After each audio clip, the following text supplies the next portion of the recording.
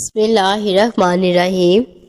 80 voice کے ناظرین کو دل کی گہرائیوں سے خوش آمدید اور خلوص بڑا سلام۔ آپ سب سے ریکویسٹ ہے کہ پلیز میرے چینل کو سبسکرائب کیجئے۔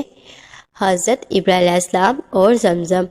حضرت ابراہیم علیہ السلام اللہ کے حکم سے حضرت حاجرہ اور اپنے بچے حضرت اسماعیل علیہ السلام کو جو ابھی پیدا ہوئے تھے ایک ایسی جگہ چھوڑ آئے جہاں دور دور تک آبادی نہ تھی اور نہ پانی تھا اور نہ کوئی درخت تھا۔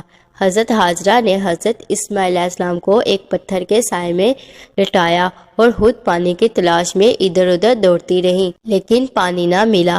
خدا کی قدرت سے جہاں حضرت اسماعیل علیہ السلام ایڑیاں رگڑ رہے تھے وہاں پانی کا چشمہ پھوٹ نکلا جو آج تک زمزم کے نام سے مشہور ہے، اور حضرت حاجرہ جہاں دوڑی تھی اسے صفا مروہ کہتے ہیں، جہاں حاجی جا کر اسی طرح دوڑتے ہیں۔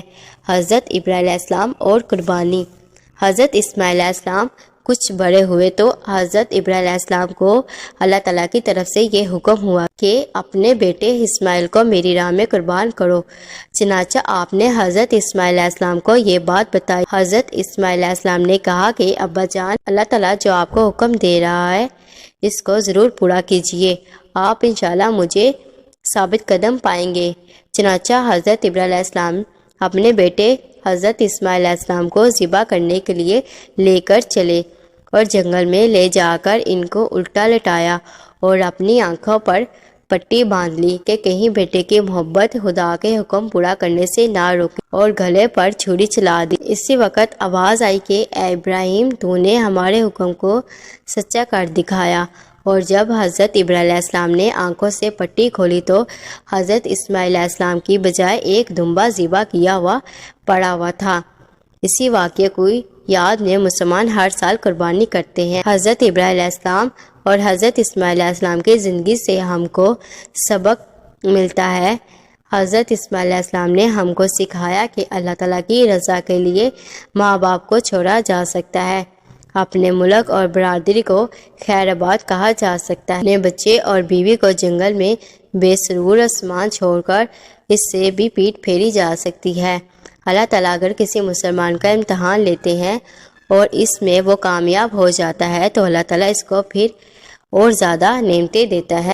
جب حضرت اسماعیل علیہ السلام جوان ہوئے تو حضرت ابراہیم علیہ السلام اور حضرت اسماعیل علیہ السلام نے مل کر خانہ کعبہ کو دوبارہ تعمیر کرنا شروع کیا، اور جب حضرت ابراہیم علیہ السلام نے اللہ تعالیٰ سے دعا کی کہ اے میرے رب، اس شہر کو لوگوں کے لیے امن کی جگہ بنا دے اور مجھے میری اولاد کو بتوں کی پوجا سے بچا۔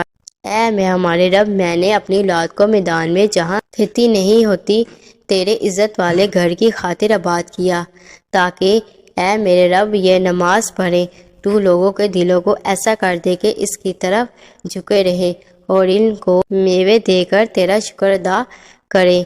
اے پروردگار، جو بات ہم چھپاتے ہیں اور ظاہر کرتے ہیں تو ان سب کو جانتا ہے، اور خدا سے زمین آسمان میں کوئی چیز چھپی ہوئی نہیں ہے، اور میرے رب کو مجھ کو توفیق دے کہ میں تیری نماز پڑھتا رہوں، میری اولاد بھی نماز پڑھتی رہے۔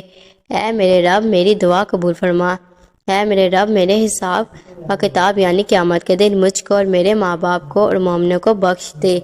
یہ وہی خانہ کعبہ ہے جہاں ساری دنیا سے لاکھوں مسلمان ہر سال حج کرنے آتے ہیں، اور جس کی طرف منہ کر کے ہم سب مسلمان 5 وقت کی نماز ادا کرتے ہیں۔